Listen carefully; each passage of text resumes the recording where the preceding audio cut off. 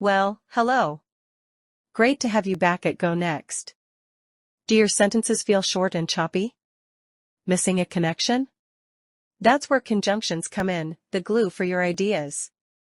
For example, I love ice cream. It gives me a brain freeze. Now add but, I love ice cream, but it gives me a brain freeze. One smooth sentence. That's the power of conjunctions. Let's master them. Let's go deeper to understand, what are conjunctions, and what are their functions in detail. Conjunctions are words that connect other words, phrases, or clauses in a sentence, helping to link ideas and create smoother, more coherent sentences. Let's analyze the function of conjunctions in the sentences below, one by one. I like tea and coffee. The conjunction and shows addition. It's sunny, but cold. The conjunction but shows contrast. Would you like juice or water? The conjunction or shows choice. I'm tired because I didn't sleep. The conjunction because shows reason. Conjunctions come in different types, each serving a specific purpose in connecting elements in a sentence. First, coordinating conjunctions. These connect equal elements like words, phrases, or independent clauses. You can remember them with the acronym FANBOYS. Next, subordinating conjunctions. These join an independent clause with a dependent clause. Finally, correlative conjunctions. These work in pairs to join equal sentence elements. Coordinating conjunctions are used to connect equal sentence elements, such as words, phrases, or clauses. You can remember them all with the simple acronym, FANBOYS. That's, F is for for. A is for and. N is for nor, B is for but. O is for or. Y is for yet. S is for so. Each one serves a unique purpose in connecting ideas. Let's look at some examples of how we use the FANBOYS conjunctions. For shows a reason. As in, I stayed home, for I was tired. And adds information. Like, she likes tea and coffee. Nor presents a negative alternative. For example, he likes neither apples nor oranges. But introduces a contrast. As in, it was sunny, but very cold. Or offers a choice. Like, would you like juice or water? Yet also shows a contrast, often surprisingly. For example, she is small, yet very strong. Finally, so indicates a result. As in, I was hungry, so I made a sandwich. The subordinating conjunction is the word that connects these two parts, creating a complex sentence. She went to the store because she needed milk. Here. Independent clause is clause that can stand alone as a complete sentence. Dependent clause, a clause that cannot stand alone, it depends on the independent clause to form a complete thought. The acronym, I saw a bub.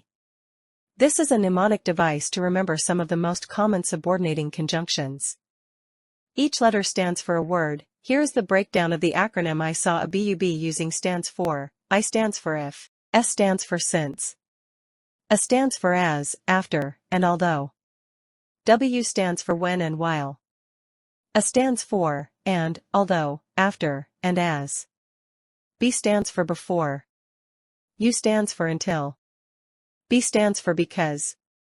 So, the acronym helps you remember this list of words: if, since, as, when, although, while, after, before, until, because.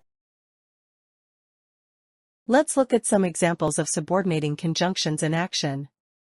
If introduces a condition, if you water the plant, it will grow. Since explains a reason, since it's raining, we need an umbrella. As describes something happening meanwhile, as the sun rose, the birds began to sing. And when specifies a time, call me when you arrive. Each conjunction has a specific job, connecting ideas in a sentence. Although, shows contrast. I bought it although it was expensive. While, shows two things happening at the same time. The phone rang while I was cooking. After, shows what happens next. We got ice cream after the movie ended. Before, shows what happens first. Turn off the lights before you leave. Until shows a deadline or when something ends. You're grounded until you apologize. Because gives a reason. I went to bed because I was tired. Let's meet another type, correlative conjunctions. These are special because they are teamwork words, they never work alone. They always come in pairs to do their job. Correlative conjunctions like either, or, neither, nor, and both, and work in pairs to connect similar sentence elements. This could be two nouns, two verbs, two adjectives, or even two phrases. Let's look at the examples from our slide to see how each pair functions in a sentence. Either, or, presents a choice between two options. You can have either tea or coffee. Neither, nor, excludes both options. She neither called nor texted. Both, and, indicates two things are true together. I am both tired and hungry. Not only, but also, adds and emphasizes a second point. She is not only intelligent but also kind. Whether, or, presents alternative possibilities. I don't know whether to laugh or cry. Such, that, shows a cause and effect relationship. It was such a hot day that we stayed inside. Avoiding common conjunction errors. Comma splice. Joining clauses with only a comma. I like to read books, I also enjoy movies. Incorrect. I like to read books, and I also enjoy movies. Correct. Incomplete comparison. Omitting the verb in the second clause. He is taller than his brother. It is wrong. He is taller than his brother is. Correct. Wrong subordination. Using a conjunction that doesn't fit the logic. I will come although you're going. Wrong. I will come if you're going. Correct. Misused conjunctive adverb. Incorrect punctuation with adverbs like however. She loves piano, however, she is not good. The correct version is: she loves piano. However, she is not good. Overuse, stringing too many ideas together with and. He studied and read and watched videos. It does not make sense. He studied, read, watched videos, and practiced. Now sentence sounds more better. Choose the right connector for your intended meaning and always ensure proper sentence structure. The importance of conjunctions. The glue of language. Conjunctions are the essential connectors that hold words, phrases, and clauses together. They create logical flow and improve the structure of your sentences.